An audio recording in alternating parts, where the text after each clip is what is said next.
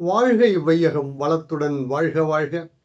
வாழ்க இம்மாநிலம் ஆழ்ந்துணர்ந்து அமைதியாக.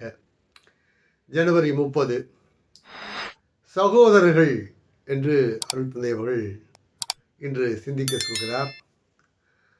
வாருங்கள் சகோதரர்களே, அவர்களை நாம் மீட்டெடுக்க வேண்டும், ஏனெனில் அவர்களும் நம் சகோதரர்களே என்று அறைகோல் விடுக்கிறார்.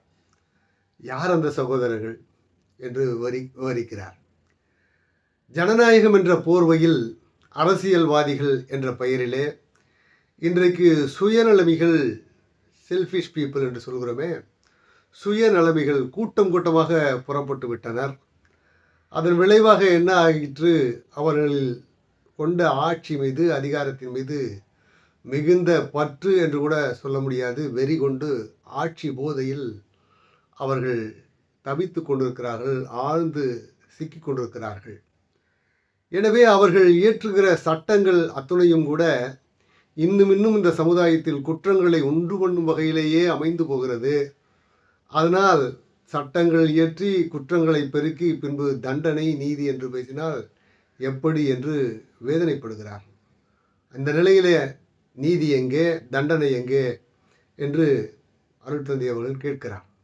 அப்படி என்றால், அப்படி ஆட்சி அதிகார போதையிலே, ஆட்சி போதையிலே ஆழ்ந்திருக்கிற அந்த மக்களை மீட்டெடுக்க வேண்டும். அதற்கான மருந்து உங்களிடத்திலே தான் இருக்கிறது, மக்களாகிய உங்களிடத்திலே தான் இருக்கிறது என்று சொல்கிறார். அந்த மருந்து என்ன என்று கேட்கும்போது, அந்த மருந்து ஓட்டுரிமை என்கிற மருந்து தான்.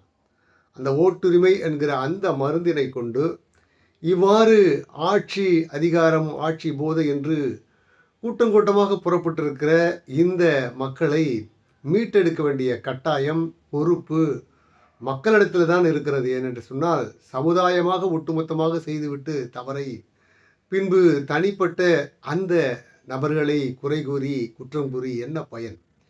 அவர்களை மீட்டெடுப்போம், வாருங்கள் சகோதரர்களே, ஏனெனில் அவர்களும் நம் சகோதரர்களே என்று அன்போடு அழைக்கிறார் அருள் தந்தை அவர்கள் என்கிற இந்த செய்தியினை உங்களுக்கு சொல்லி இன்றைய சிந்தனையை நிறைவு செய்கிறேன். வாழ்க வளமுடன், மகிழ்ச்சி.